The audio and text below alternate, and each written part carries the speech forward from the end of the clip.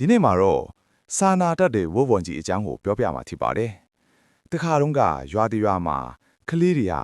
လွေအိတ်လောက်စာလုံးလေးကွာကိုစီမြေတရက်တီးခူးကိုတောတဲ့ထွက်သွားကြတာတဲ့။အဲ့ဒီအချိန်မှာမိုးထဲထန်စွာရွာသွန်းလာတာကြောင့်အိမ်ကိုမပြန်နိုင်ကြပဲမိုးရီတွေနဲ့တောတယ်မှာအချိန်အကြာကြီးနေကြရတာတဲ့။အိမ်မှာကျန်ခဲ့တဲ့မိဘတွေလည်းအလွန်စိတ်ပူနေကြတာတဲ့။မိုးကလည်းစက်တိုက်သားရွာသွန်းနေတာပေါ့။မိုးရီတွေထဲမှာကလေးတွေဟာအယမ်းချမ်းလာတာကြောင့်အေးမိကုန်ကြပြီ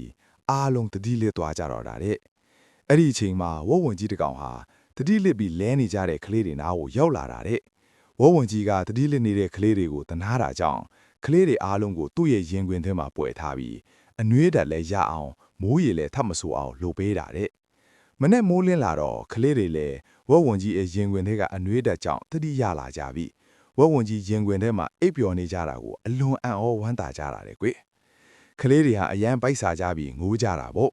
ဝုတ်ဝန်ကြီးကတရက်တီးခူးပြီးကလေးတွေကိုကျွေးလိုက်တာတဲ့ကလေးတွေလည်းအားပါတရားစားကြတာပေါ့ဒီလိုနဲ့ဝုတ်ဝန်ကြီးနဲ့အတူကလေးတွေဟာပျော်ပါနေကြတာတဲ့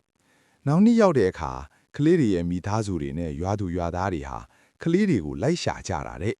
ကလေးတွေကလည်းသူတို့မိဘတွေရဲ့အတန်းကိုကြားတဲ့အခါဖေးဖေးမေးမေးလို့အော်ခေါ်ကြတာတဲ့မိဘတွေကလည်းကလေးတွေရဲ့အတန်းကိုကြားပြီးကလေးတွေရှိရာကိုလိုက်သွားတော့သူတို့ကလေးတွေဘာမှမဖြစ်ဖေအသက်ရှင်နေတာကိုတွေ့ကြတာတဲ့အဲ့ဒီလိုနဲ့ကလေးတွေရဲ့သူတို့မိဘတွေရဲ့ပျော်ရွှင်စွာနဲ့ဝုတ်ဝန်ကြီးကိုနှုတ်ဆက်ပြီးရွာကိုပြန်သွားကြတာတဲ့ကွယ်ဗီဒီယိုလေးကိုကြိုင်ရင် like လေးနေပြီးကူညီခဲ့ကြပါ